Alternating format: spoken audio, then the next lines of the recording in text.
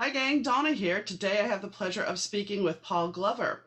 Paul describes himself as a recovering trial lawyer, an ex-felon, an unabashed Starbucks addict, a Chicago Bears fanatic, the author of WorkQuake, and the speaker on business and leadership topics, and is also a member of the Forbes Coaching Council.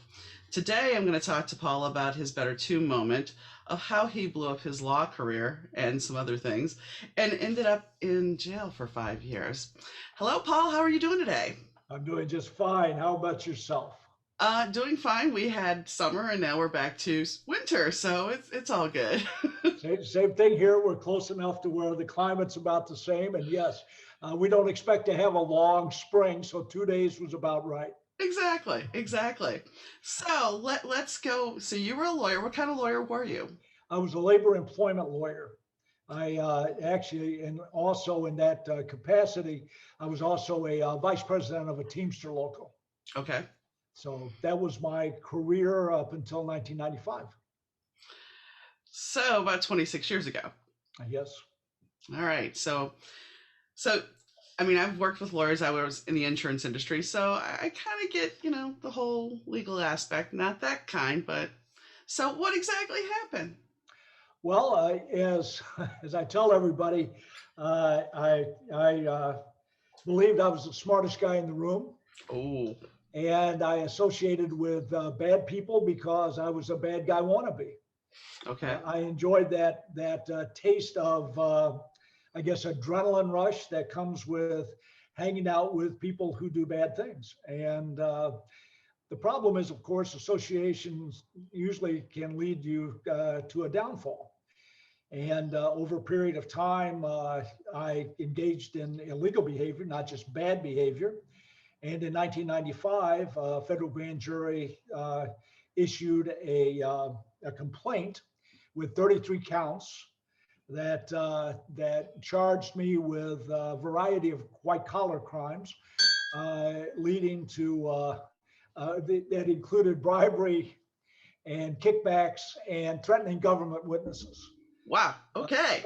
I went through two trials, Mm-hmm. and the first trial was a deadlock, a hung jury.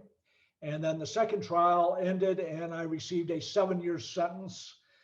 Took my case to the Supreme Court and had a reduction in that sentence from prison. Obviously, I went to prison and fought my case there all the way to the Supreme Court, and got a sentence reduction. But not an innocent guy. Absolutely was guilty. And I was one of those guys that, because I practiced law in federal court, when I stepped in front of the sentencing judge, in front of a packed courtroom, he said, "Mr. Glover, you are one of the few defendants that I wish I could give more time to under the sentencing guidelines." Wow. And, yeah. So the one of the you don't want to lawyers who violate their fiduciary obligations and the trust deserve to be punished, and I certainly did that. I was a fiduciary on a health and welfare and pension fund for the union. And even though I never took money from those funds, I took kickbacks from those vendors who provided service to the funds. And obviously, not a good thing to do, an illegal thing to do, and an immoral thing to do. And I had a partner who was a bigger crook than I was. And interesting enough, though, and sad enough, is that he cooperated with the federal government to bring charges against me and testified against me in court both times. And of course, what he said was the classic: I was the dumb guy that did what Paul told me to do because he was the smart guy. Wow. And he got 1.5 years, and I got 7. So I can tell people that. And by the way, I'm an executive coach at this point in my career, and the experience of first having that level of arrogance is very similar to a lot of CEOs and presidents. That we start to convince ourselves that we are so good that the rules don't apply to us, that the laws don't apply to us, and therefore our behavior becomes more and more toxic.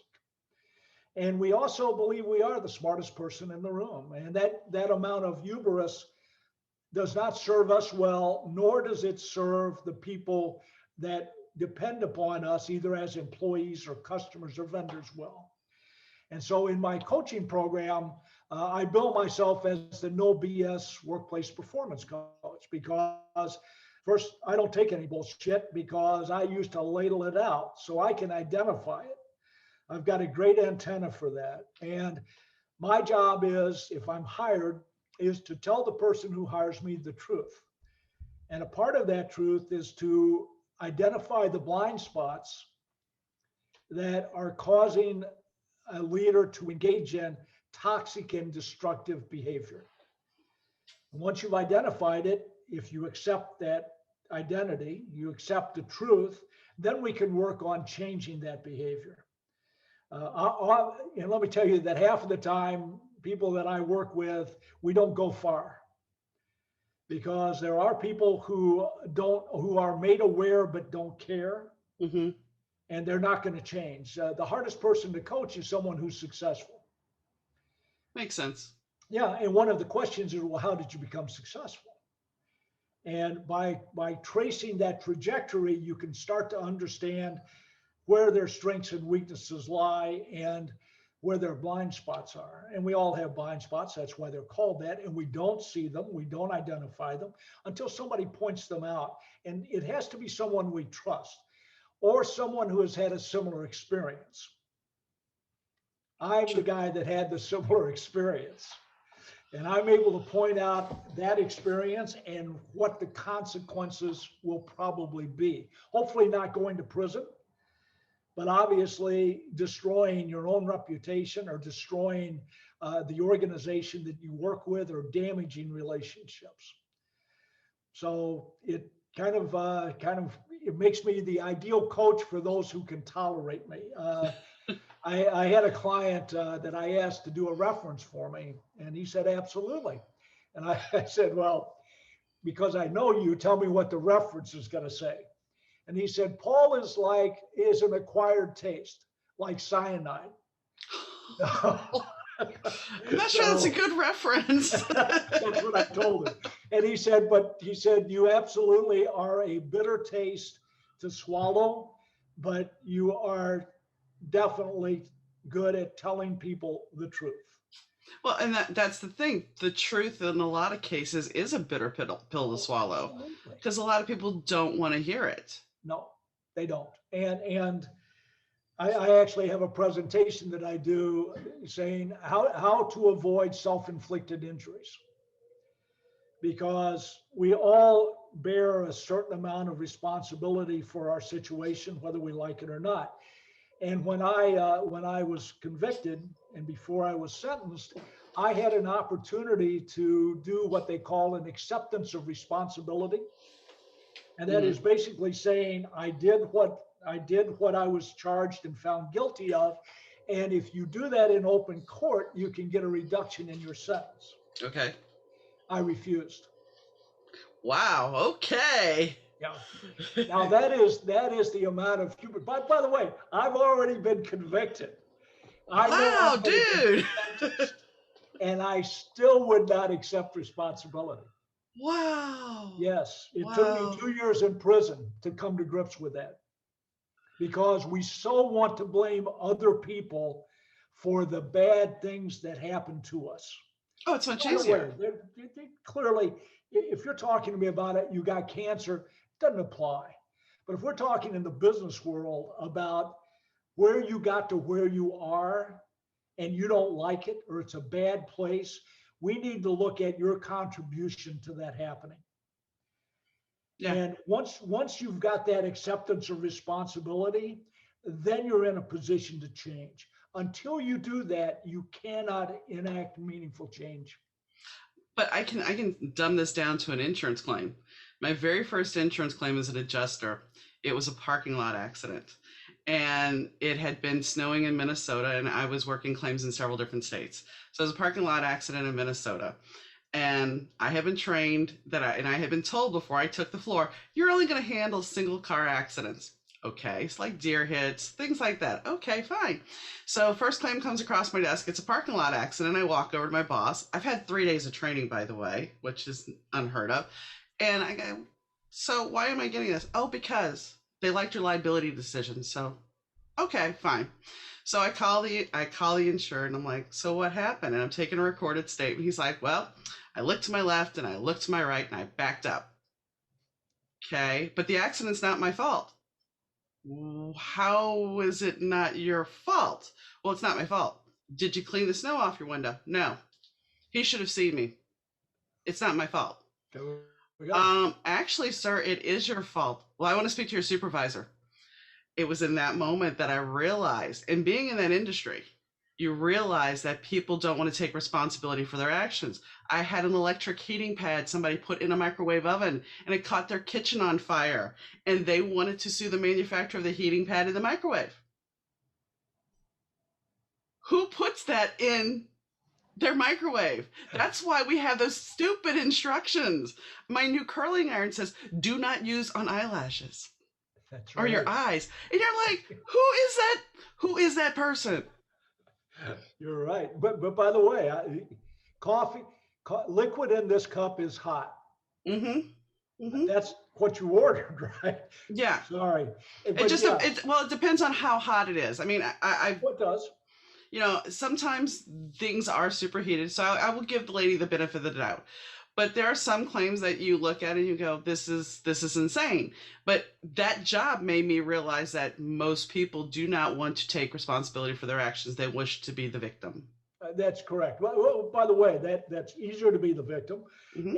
and obviously we don't want to accept the fact that we are responsible. You're that again, acceptance of responsibility, but it is the first thing you have to do before you can implement change in yourself and your behavior.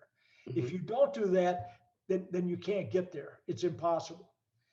And obviously, as a coach, that's the most difficult hurdle to overcome, especially with successful people.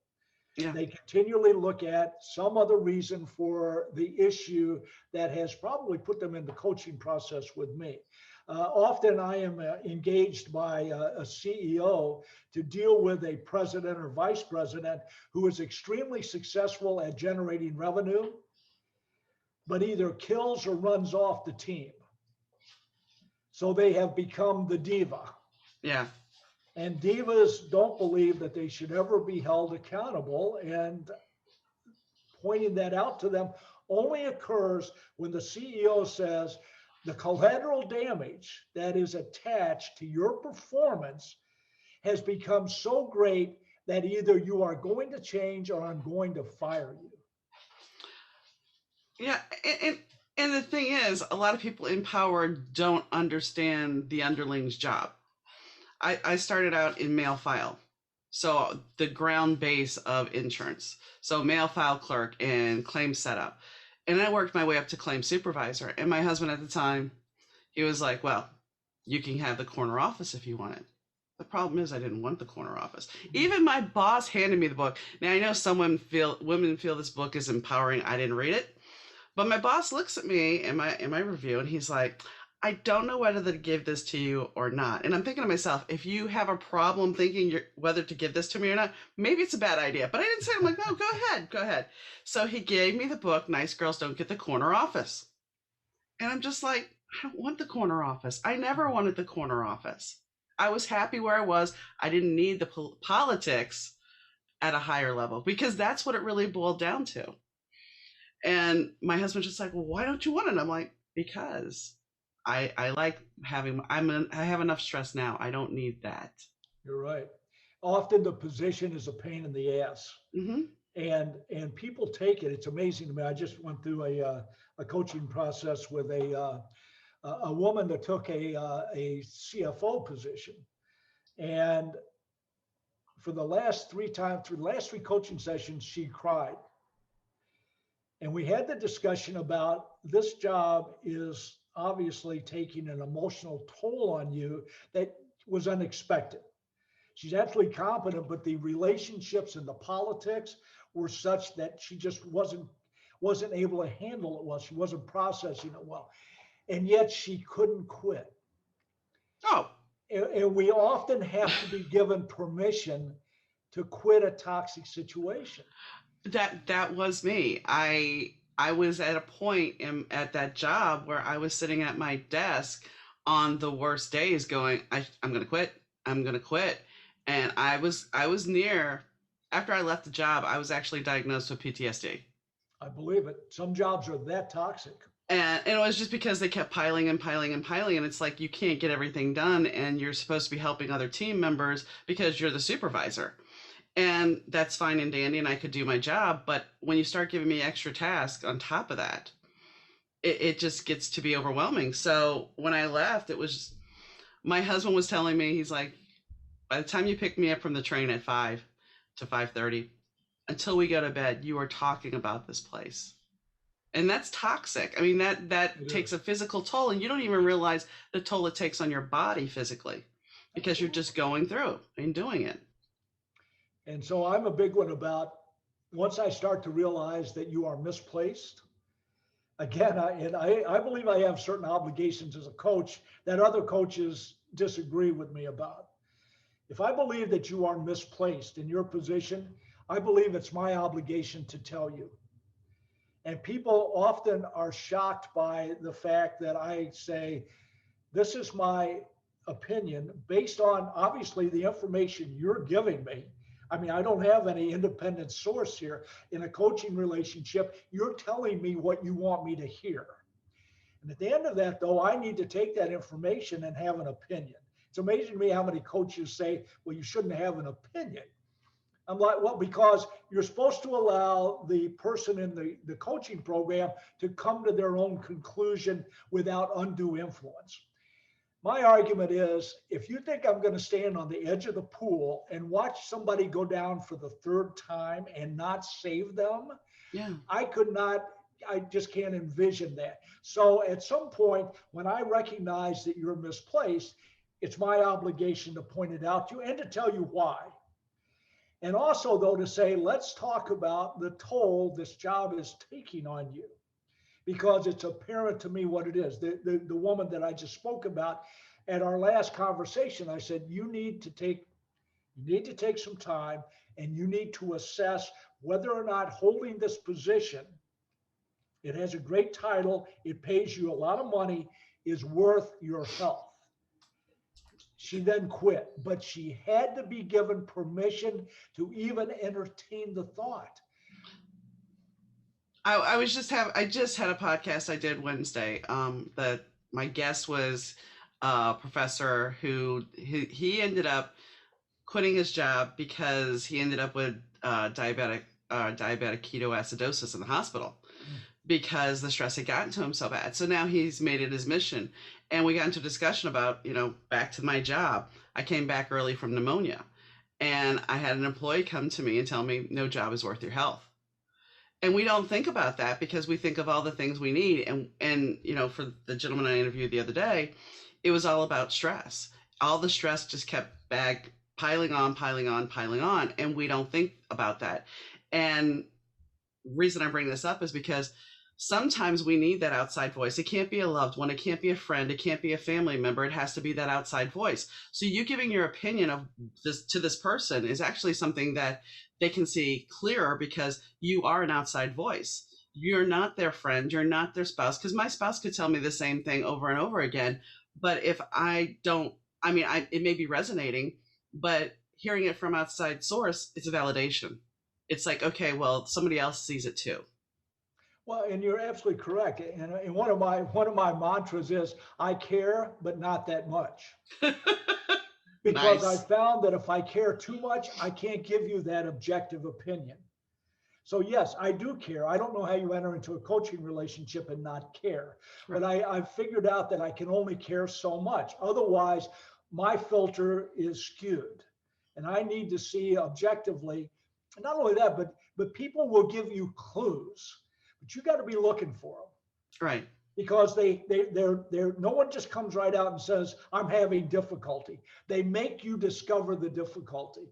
But their behavior in the coaching process After you've established a certain level of trust, it makes it apparent. And then you're able to say, well, let me point out something that I'd like for you to tell me about. And based on that conversation, we're starting to understand whether or not this is the right job for you. Because for me I'm a performance coach, but for me to try to make someone who is misplaced a better performer kills them. It really does, because they keep trying to do it, but it's just not going to, they're not going to function in that position doing that. Well, then there's two things there. You have the person not following their passion, therefore it's a life suck. Sorry to put it that way, but that it's sucking the life out of them. And secondly, for them to actually admit that they can't succeed, that's showing vulnerability. And we are taught not to be vulnerable because people can take advantage of that. So therefore, they're not going to want to say, oh, yeah, you might be. No, they're not going to do that. They're going to be like, I got this. All that bravado is there. Let's circle back, though. So when you went to prison, were you married? Did it tear up your life completely? No, my wife and I were married at that point. Gosh, let's see. I'm not going to number the number of years. We've now been married 39 years. Okay. And she waited. I tell people, my wife had a backbone of iron, and we had that strong relationship. Had 2 sons, and we had a conversation because my wife had no idea what I was doing. She knew my job. She didn't know my side hustle. Understand. So she was caught completely by surprise. The first trial took 6 weeks. She was in court every day. And at the end of the 6 weeks, she looked at me and she said, "You're guilty." And and by the way, this is someone who is emotionally attached, but is hearing the evidence. Right? Yeah. And at some point, the evidence is so overwhelming. And even then, I said, nope. And we had a hung jury. And I said, see, not guilty. She said, that's not being not guilty. That's just one person decided not to vote that way. So think about this. I sucked every penny of my 2 boys' college funds. We took a second mortgage out on the house to pay the attorney's fees for 2 trials. Wow. And at the end of that, I went to prison. By the way, I went to 7 years was a lot less than I could have been because anyway. So she stayed. And my conversation with her before I left was, anytime you feel the need to divorce, don't hesitate. Amazing. You've got absolutely no reason not to, but if you choose to stay, I'm fine with that. Obviously, I love you, but if you need to go, go. Well, she didn't. And I got out and we're still together. I got out in 2001. So we're still together and a strong relationship. My boys obviously have now moved out and have their own families. Obviously, you want to test for the relationship. That's it. Yeah, that's right. And so, and I tell people, I don't recommend that you put yourself in that situation. But you also have to understand that often we have you have many situations that are like that. Yeah. And you have to recognize the stress and strain you put on those people around you by your behavior. Well, and I think that's the thing. A lot of times when a situation or a relationship gets stressful, we just say 369, I resign, I'm done. And I came, I'm a child of divorce. And at the time in the 70s, it wasn't as prevalent as it is now. But so it was kind of like, oh, your parents got divorced, and now it's like, yeah, okay, whatever. But I mean, back then it was harder to do it. And you had to appreciate the relationship a little bit more before you walked away. And now it's just like, well, and I have to, obviously, since you mentioned your child of divorce, so am I. Okay. My parents, my mother was married 8 times and my father was married 7. Wow. They married each other twice. Oh, didn't learn the first time, huh? The last divorce my mother got, and they're both dead now. The last divorce she got, the judge said The only way I'm giving you this divorce is that you have to have the court's permission to remarry. Wow. So yeah, the stability of my relationship with my wife is Amazing. from my perspective, a freak of nature. Yeah. Yeah, my experience being a child of multiple divorces is that you don't ever trust relationships. I would say she was giving your mom or Liz Taylor a run for her money there, you know? Wow. Without the money, Yeah. So Yeah. yeah. So Wow. yeah, and by the way, we all have to accept that our upbringing molds us to a certain degree. The issue is overcoming the deficiencies that those relationships force on us. And we And often want to blame that, right? I mean, it's very easy for me to say, I'm as screwed up as I am because of my mom and dad. Well, that may have some credence at some point, but either you take control of your life or you live as a victim. And I am not a good victim. no, and here's the thing, and you also have to be aware of the patterns that you're in your family history. And once you can look at those patterns, you can start making changes. Family, I often get told, well, I can't believe you went through a lot of stuff that I went through. And it's like, firstly, I survived it. It made me stronger. And secondly, it makes me a hell of a writer, to toot my own horn. It gave me life experience to write about, to be able to bring into a character's life. So, do I wish it was different? Sure, it would have been nice to have that little quintessential white picket fencing, all that stuff. But I didn't, and it's okay because it's made me who I am. And I might not be sitting here talking to you had I had that quintessential white picket fence life. Well, and Frank Sinatra had a quote. He said, "Don't hide your scars. You've earned them." And I look at that and I go, first, you're absolutely correct. We're sitting there talking to each other because of our life experiences and what we've overcome or not. But regardless, they've provided us the opportunity to do what we do. Mm-hmm. And that's what makes me what I think is an exemplary executive coach. And I absolutely believe that experience gives me the opportunity to help others who are blind to a variety of things. And you mentioned something very interesting, patterns. Yeah. It's interesting how we never recognize the pattern that we're in because it's ours. Mm-hmm. And we're familiar with it and we're okay with it until somebody points it out and says, let's look at why you do what you do. That we suddenly, it's as if we wake up, right? We look at it differently. We wake up or we bury our head in the sand. It's true. It's all depending on if you're ready for that change, then you wake up. Otherwise, you're doing what the woman. I had an insurance person. You'll appreciate this. I asked her. I said, "So how did you go to avoid the accident?" She's like, "Well, I did when my son gets scared, I did what I do with him." And I'm like, "What is that?" "I put my hands over my eyes and counted to 3." "So what did you do to avoid the accident?" "I put my hands over my," and it's like, okay.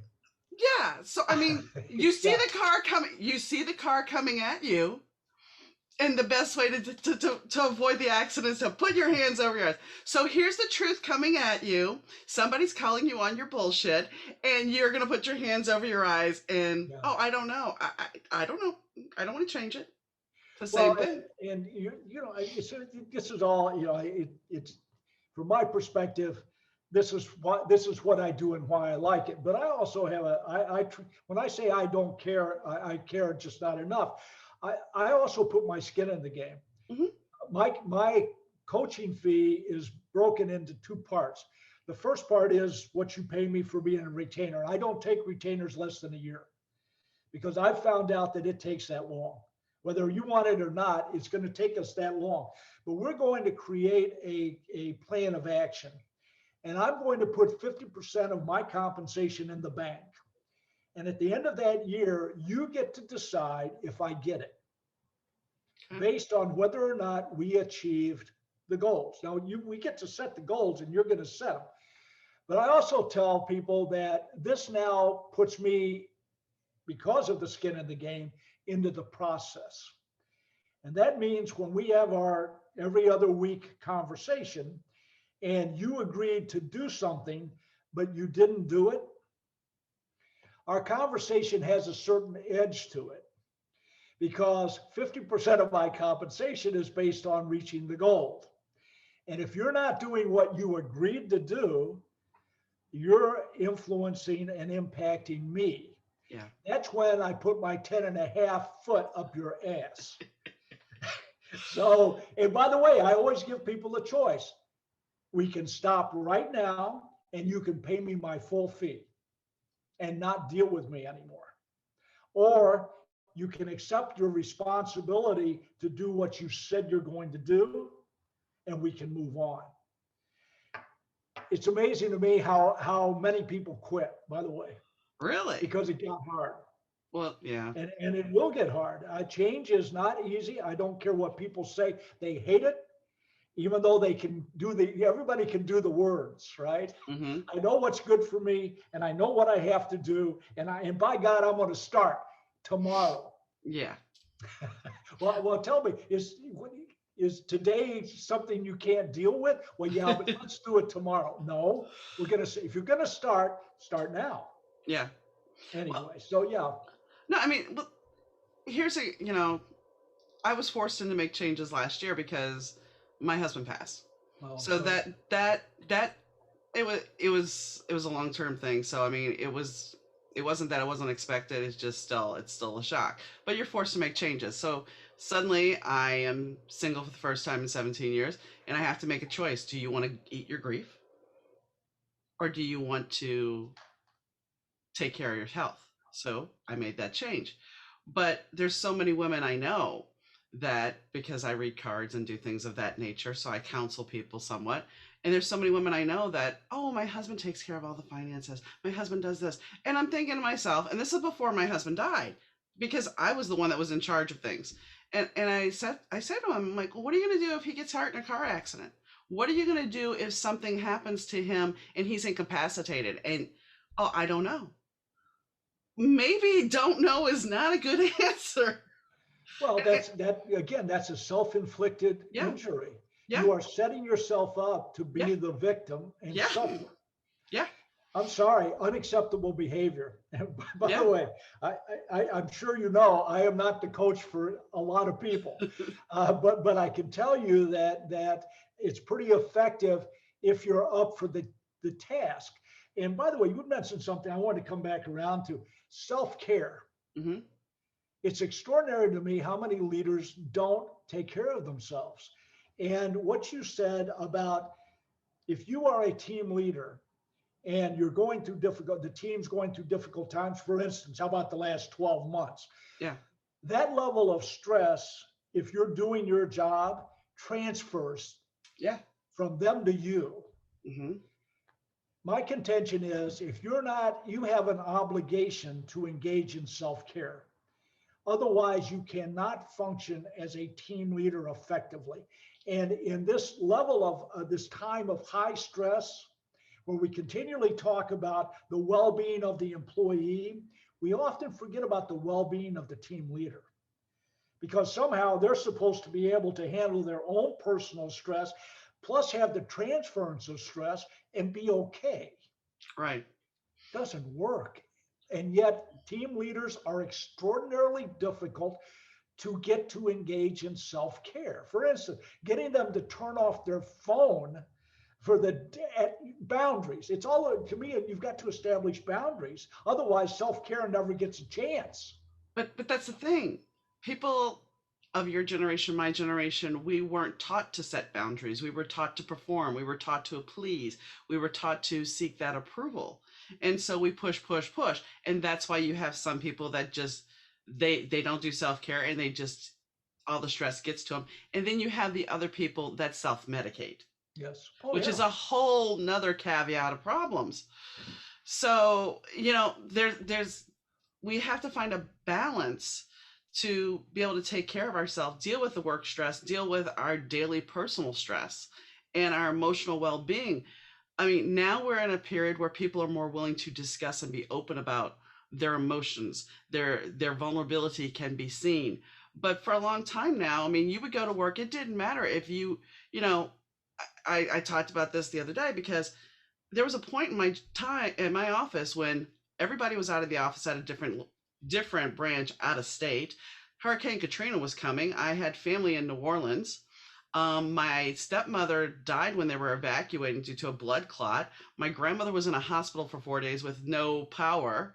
And I'm terrified because my mom's gone. This is my mom's mom, so I'm worried about her. And I'm running a whole office, plus interviewing, plus sitting in an actuary meeting, plus and so it's like, and when I go to a junior member who's under somebody else and said, "Can you take this interview for me?" She looks at me and says, "No." I was angry. I didn't have I didn't want to deal with getting into a pissing match with her. So I was just like, whatever. But that was me taking it on and just kept piling. And that's what we were taught to do, because you need to man up. You need to own yourself. Even as a woman, you're told to man up. Oh, absolutely. So, Mansplaining. yeah. We're going to tell you how to behave because Yeah. obviously we've got it down pat. Yeah. That's why we stroke out at age 55. And you're absolutely correct. The concept of self-care is still working its way into the mindset of the baby boomer generation. And you're correct. We self-medicate. We eat. By the way, when the pandemic first started, I immediately jumped on this thing about do not believe you get to reward yourself by food. Just because you made it through the day doesn't mean you can overeat, doesn't mean you can overdrink. That's not a reward system if you want to be an effective team leader. Because you've got to be able to go back in, and you are the example. Except that I hate people who occupy team leaders positions but don't believe they're the example. You are the example. Your team watches you and what you do. If you're on 24/7, they're on 24/7. Why? They're afraid not to be. If you don't take all your vacation, they don't take all their vacation. So guess what? You need to first take self-care, but then you need to make sure that the example you're setting through the self-care permeates your team. Right.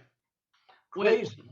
When I first started that job, um, I wasn't with my husband, but when we got together, I had to pick him up from the train because he was legally blind, so he couldn't drive.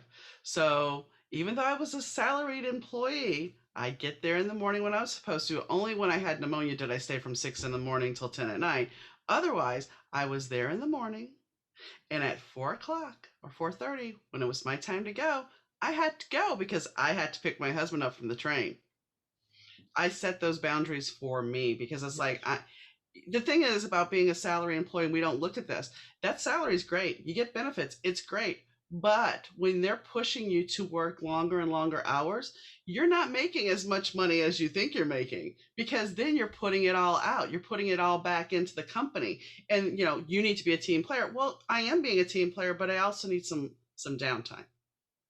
I don't need to be reviewing claim files or whatever. When I had pneumonia, and this was something else I was talking to the guy about, I had left because I was sick. I was out.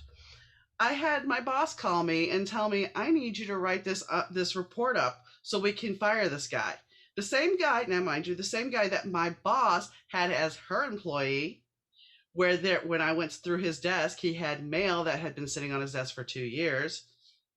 When he was her employee, that wasn't in a file. But I found all this. And now she wants me to fire him. She wants me to write the letter. So I write the letter up with pneumonia. I send it to her. She fires him. 3 weeks, 4 weeks later, when the unemployment comes back that he's fighting it, I'm the one that gets to the meeting. I'm like, but once again, and the guy I was talking to the other day, so he's in the hospital. And he was supposed to have a webinar, and his boss messages him and says, "Hey, you got this webinar today." He's like, "I'm in the hospital." And he's like, he's still trying to figure out how to make it work, though. And that's okay. That's why people first toxic employers need to be punished. Yeah. I can only tell you that, and you punish them by talent leaving. Mm-hmm. Unfortunately, talent often doesn't leave. It stays for a variety of reasons. It stays in a toxic work environment. And you're absolutely right. The mantra for especially salaried employees is do more with less. Mm-hmm. That's Mm-hmm. it. That's how we're going to squeeze another penny out of the dollar that you've been earned.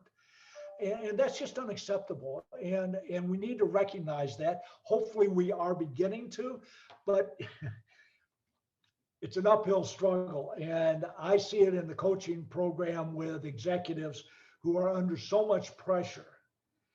And they respond, and you're absolutely correct. They respond by self-medicating and trying to push through, but then they take it out on their subordinates, and they pass that pressure along, and unacceptable. It just is. We're still struggling though, because you're right. The concept of the Puritan work ethic has been ingrained in us Mm-hmm. because capitalism saw that as an advantage. Well, and you know, when you're talking about people not wanting to leave the toxic work environment, it's the same situation of, well, I recognize where I'm at. I know what's here. I don't have to meet anybody. I know exactly what is expected of me. It goes back to the whole thing you were talking about with change. Why leave? Because when my grandmother was in a nursing home, she had a roommate that was stealing her diapers. There's a reason I'm saying this. It's because so we're in a family meeting and she's complaining to me on and on about this woman that she hates this woman. She really wish. So we're in this meeting and I said, so can my grandmother get a different room? My grandmother, no. Like, but you don't like this lady. You don't want to be there. No. So after the meeting, I'm like, why? She goes, because I know what she is. I know who she is. In that old saying, the devil you know. Yeah. Yep. And I'm actually writing a paper right now for Forbes about how you give yourself permission to quit. And it is amazing how we have to juggle two aspects of this. First, we can usually see the rational part. It's that emotional part that we struggle with, and we can't overcome it to actually do what the rational information tells us to do. Your grandmother is a good example of that, right? Mm-hmm. I'd rather complain about the situation rather than do something about it, because maybe first, anybody who gets ready to quit their job is always worried about, can I be employed? Obviously, my argument is the old one. Look for a job while you have a job, Mm-hmm. right? And that way you cover that. You start to say, how do I overcome the fear of quitting? Because it's a legitimate fear. Because if I don't, look at what's happening here. And yet we often are struggle with it. We have to, and by the way, I'm a planner, right? So Mm-hmm. I've got the 5 steps you got to go through to be able to quit. And if you follow them, you can do this. If you don't, you will hang up someplace, and therefore you'll stay.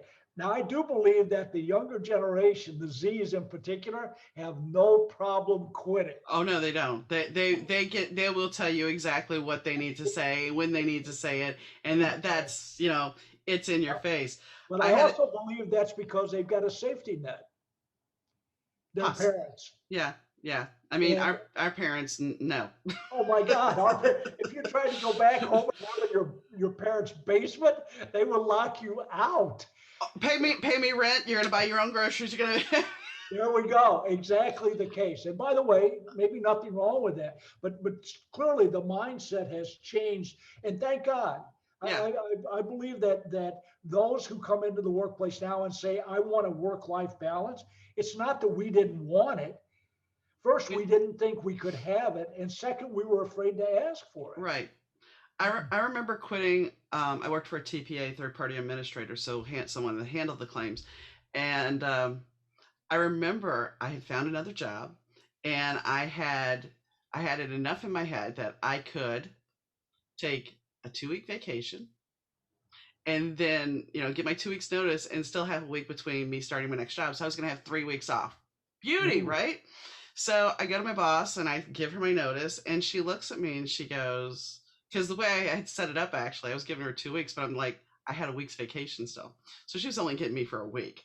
And she's like, well, Dawn, if you do this, I'm gonna have to fire, I'm gonna have to blackball you. You can't come back to the company. I'm like, all right, so what? That's fine. So I worked my last week and I took my lump of salt, and then I headed down to New Orleans for vacation to see my family. And as I'm driving down, I get a call from my new boss. And my new boss says, hey, we have an emergency situation. Can you start tomorrow? I'm like, no, I am in New Orleans. I'm not going to be able to. Well, I actually will tell this because it is kind of a twisted story. So I ended up taking a week, went to New Orleans, came home, and I took an extra day. So I start the new job. And my boss was like, I'm really sorry you had to come in, but the guy who you're taking his place, he had a massive heart attack. He's in the hospital, and we need you to start now. And I'm glad you came in. I'm like, what are you talking about? Because you see, the insurance industry is very incestuous. And so I had found out from a coworker at my old job that the guy who allegedly had this heart attack had started over in my old job. And so I looked at my boss and said, really? He had a heart attack? He goes, yeah. I said, that's funny because he's at my job. What? Yeah. Can you leave me alone for a little bit? Sure. Well, he had told my job that the new job I was working for, well, he, how did he put it? Oh, that the job I now had was letting him try the new job out. Jeez. So what I guess my point is, don't sit there and lie about something because it'll come back at you. I would hope so. And clearly, we're hoping that workplaces get better, but I'll tell you what, it is a slow grind. Right now, of course, the labor market now favors the employee.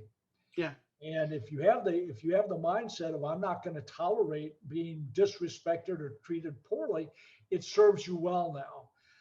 It's unfortunate that that's the kind of leverage you have to be able to use to get a decent job and maintain a decent job. We are slow learners. Well, the insurance industry used to be a very good industry to work in. You had job security, and then after 9/11, it kind of fell apart, and they started taking more advantage of people. My very first job I loved. When I first started working, we had this camaraderie. We had this team, the whole office. We did parties. Everything happened, and then they were going to move. They were going to move 40 miles to Aurora from Schaumburg, and people started quitting because they're like, I'm not making that commute. Well, when that happened, you suddenly were getting 40 new claims a day. Now, 40 new claims a day doesn't sound like a lot, but you have to contact both the insured and the claimant in the accident, and you have to investigate it. You have 30 days. Plus, you have to handle all the pending that's already on your desk. So you're dealing with just constant stress. And I was like, okay, I'm getting out of here. So you find ways to get out when it really gets too bad, and it's scary.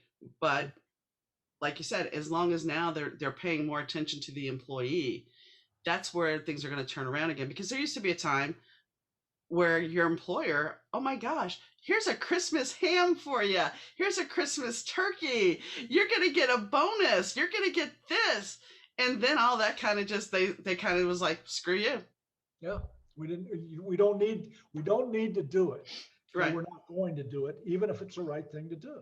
Right. I think that's always the contention, isn't it? What's the right thing to do? And unfortunately, the bottom line becomes the right thing. And where do we get that extra few pennies? Well, we get that from taking it away from the employees. So we have this concept of a different concept of capitalism that everybody hopes is coming into the marketplace. But then you see the investment bankers and how they treat their interns. And you go, this is the educated group, by the way. This isn't the blue collar group. This isn't the service industry. This is the financial industry. And this is how you treat people? But if you go back to 1987, 88, Wall Street. Yeah. Yes. That statement that Gordon Gekko says in that movie, that greed is good, is still the most timely thing. And the fact is, I know when Oliver Stone made that movie, It wasn't supposed to be a template for how our economic system should go. But in a roundabout way, it turned into that. It certainly did. Yes. And he is not, Gecko is not the exception. No. He's the rule. Hmm. And that's unfortunate. But Yeah. we'll see. Obviously, transitions and change come difficult and take time and a lot of pain. I don't care how you want it to go. It usually is. It's not linear. We're gonna stutter step around, but maybe we're headed in the right position. I continue to remain. Because I see that people can change when they want to, and that's the benefit that I get from the coaching process, is that you do get to see people. Not a majority, by the way. I wish it was a majority, but there's still a group that suddenly are understand the need to and do what they need to do to change. And that's the feedback that you get. Whenever I'm talking to someone who's in that change process, it's invigorating because I have 45 clients right now, and other coaches would say, "Well, you can't possibly deal with that." I can only because of the transfer of energy is not one way. See, and energy has a lot that I think that's another good thing that's happening is we're seeing the metaphysics of everything. I talked to a neuroscientist a couple of weeks ago, and he was talking about, we got into the conversation about intuition and how we're all connected. I mean, Star Wars explains it in layman's terms as the Force, but it's the truth. I mean, my husband and I, which I didn't even talk to him about, my husband and I were so connected that I would be like, man, my knee's hurting. He's like, yeah, my knee is hurting. I'm like, as soon as I recognize it, mine stopped. I'm like, great. So, I mean, you can be so connected to somebody, it's insane. But I think the transfer of energy, if you're feeling rewarded, then yeah, you can handle 45 clients. But if it's a big suck, it's not going to work for you. It's the same thing with the job. I want to touch on your book, WorkQuake. Um, Tell me about it. Well, WorkQuake is a compilation of articles that I've written and I guess musings and thoughts. It also includes two things. There is the business aspect about here's good business practices, but I also there were two blogs that I did extensively, and one of them was the daily mantra, and the daily mantra is my self care portion of the book because I believe that that is so huge for leaders. So I've got the daily business aspect and then the daily self-care aspect as a part of the book. I'm getting ready to reissue or issue a second book in September. So it'll be a follow-up as WorkQuake 2 because I'm so original. Uh, that talks about by the way, the subtitle of WorkQuake is seismic change. Okay. And I believe that we're still engaged in that transition period that is the workquake. And it is transforming the workplace as it should. And I believe that it's time for an update because, I'm a strong believer in conscientious capitalism. Hmm. And the commitment to that, I think, is huge. And so that the new book is going to be an add-on to the old book, which apparently I'll put together in a big book.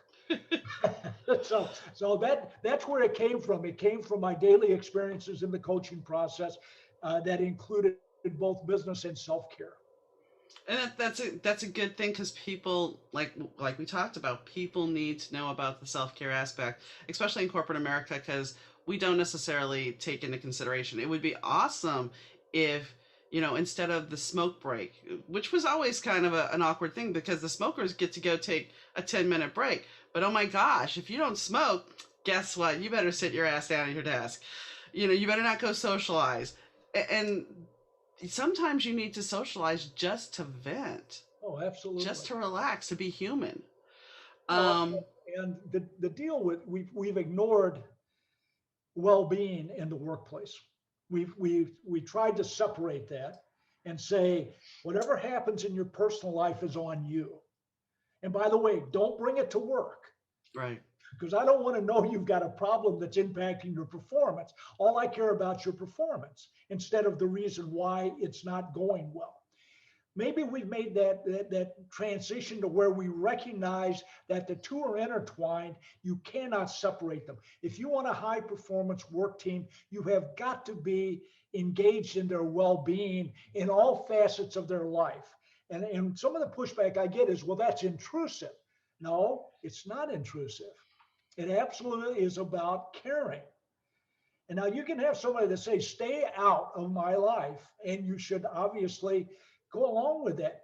Once though you see the need is there, that's got to be a part of your job as a team leader. By the way, the team, I'm a wordsmith. I hate the term employee. Okay. I hate the term manager. Okay. There's no one I've ever met that wanted to be managed except the working dead. And the working dead want to be managed so they don't have to do any more than you actually see them do. So it's team leader, team member, but I also believe that team leaders have to be coaches. Yeah. Yeah. That's where you start to have the impact, is when you're coaching. I also believe that self-directed teams are the future of work. And we need to get there. Well, and I was going to say something going back to, you're talking about if something's affecting somebody at their job. When you think about bereavement, okay, we give people 3 days bereavement. Okay, I'm almost at a year. I'm almost at a year, and there are days where I'm just fine, and there are days where I'm not. So to expect people to go and, especially if it's a spouse or a parent, oh, sorry, it's 3 days. You're supposed to be fine now. It's crazy. And it's reality. Yeah. I mean, same thing with, oh, you had a kid. Okay, 6 weeks is good enough for you to be adjusted. Well, and by the way, anyway, there's so many issues we could talk about. Oh, I know. That need to be corrected, and that it is not up to the government to correct them. No. It's up to the employer to correct them. And if we don't recognize that, do not anticipate an engaged workforce. We utter those words as if they really matter. We want engagement. Let me see. You took away my pension plan, gave me a 401k. Yeah. You took away my insurance, but make me pay for the insurance I get. And you haven't given me a decent living wage in the last 20 years, but I'm supposed to be engaged. Yeah. No, that's why 60% of the workforce is not engaged. How about if we want engagement and what we get from that is discretionary effort? Yeah. If you want discretionary effort, which is the difference between low and high performance, then you have to do something that actually does engage me. Recognize that you will profit at the end, but you have to do these things for us to get to that point. We're still trying to figure that out. It's crazy to me. The science, the research is so clear about this that it takes someone who wants to be blind to it to ignore it. But we do. Well, you said something, I had one job that I had a pension at, and everybody else. And in fact, that job, well, this is the last year we're doing the pension. Now we're moving over to a 401k. So you still have your pension, but now we're going to be, and basically, let's be honest, the 401k is Vegas. Let's go to Vegas because that's about what it is. And not only that, another thing you touched on is your insurance. Yes. Before the company helped pay for it, or you had a minimum amount, and your deductible, oh my gosh, your deductible was maybe $100, $500 tops. Now your deductible is insane, usually $2,000 to $3,000 in some cases. Who has that? Nobody, no one. And we argue about minimum wage as if it makes sense. Mm-hmm. To say that someone in our environment, our society, can live on $7 an hour, family of four. It is insane that we have an argument about that, but we do. When I first moved out, I think my first apartment was $350 a month, which, I mean, granted, waitress wages were still what they are. It was $2.01 an hour, but the minimum wage was, I think, $4.50. But because I was in a white collar job, I was making a little bit more than that. So because I worked in the office instead of being manufacturing. Yeah. I mean, I worked at it. The worst job I ever had would be working the graveyard shift at a drinking straw factory. That lasted 2 weeks. 2 weeks.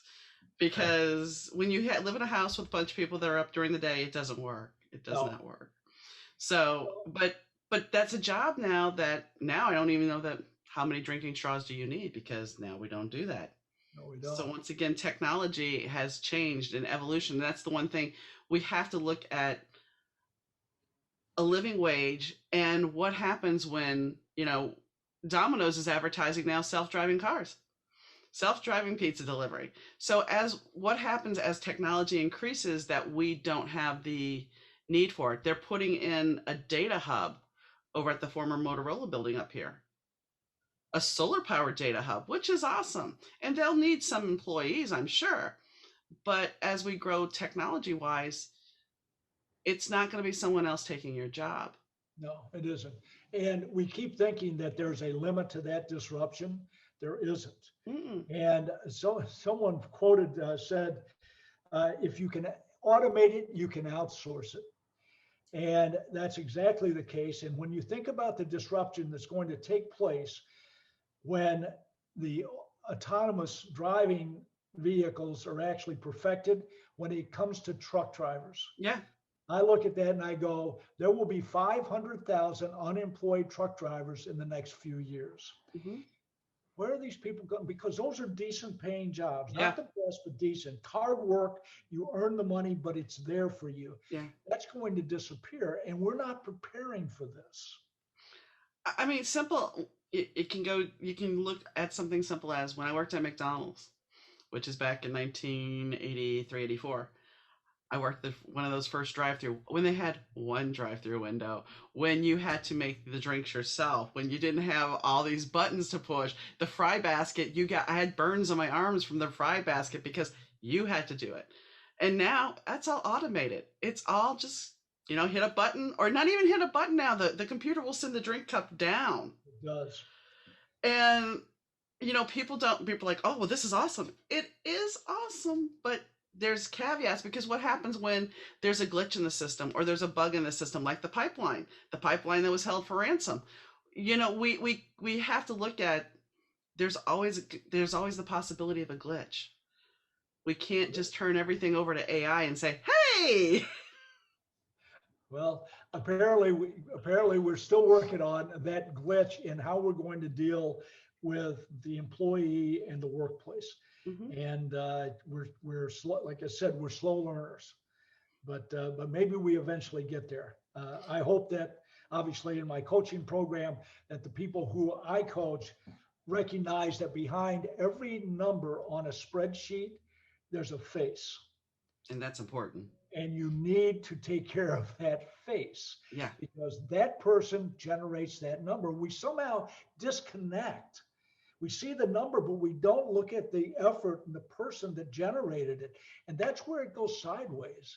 So we have to always be thinking about that connection. And if you want to increase that number, you treat that person better.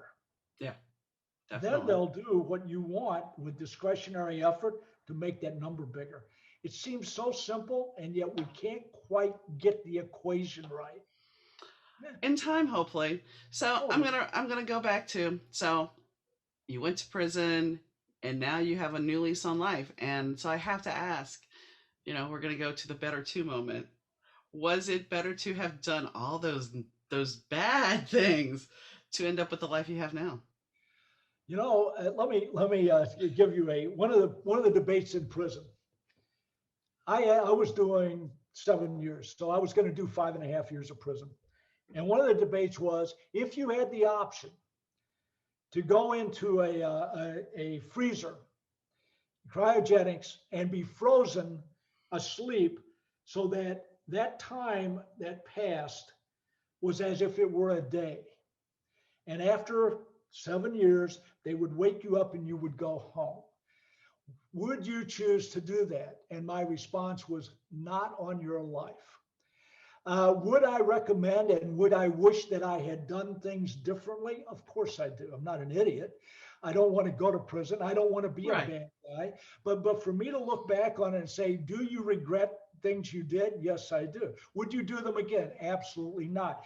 Do I cherish the experiences and the ability to turn those experiences into positive things?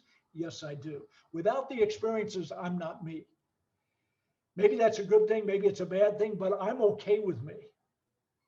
But see, that's the thing about the better two. That's why I always pose it, because the better two, you've learned something from it. Either you're totally accepting it was fine, it was great, or you, like yourself, you can look at it and go, it wasn't the best choice I made, but Yep. I learned something from it. Absolutely. And I'm trying to pass that along. See, that's the pass along.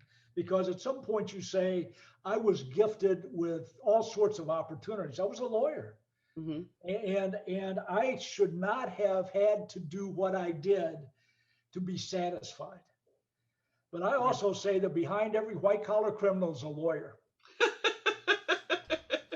I actually had a conversation with a lawyer once, and he's telling me, well, I think the law means this. And I'm like, shouldn't you know what the law means? Well, because the white collar guy, he goes to his lawyer and he says, I have a friend, and this friend has this situation. And I want you to tell me what I can tell my friends so they don't go to jail. But they want to do this. Tell me how. That's that hypothetical that lawyers exist in. And we give them the information that keeps them out of jail. But we're still aiding and abetting because we know the deal. Yeah. We're just participating. So no, and I think that a part of my redemption is the ability to pass along my experience so someone else doesn't have to have it. Great. Sometimes it works, sometimes it doesn't. Well, if anybody's interested in coaching from Paul, you can go to paulglovercoaching.com, and his book is available, WorkQuake, on Amazon. And this episode will be uploaded shortly, and it'll be on YouTube as well. We were going to do this live, but technical difficulties and things happen. So I thank you, Paul, for for joining me, and for my listeners tuning in. So thank you, and I hope you have a wonderful weekend. Well, thank you. It's been a stimulating conversation, and I've gotten some energy. So thanks. Good.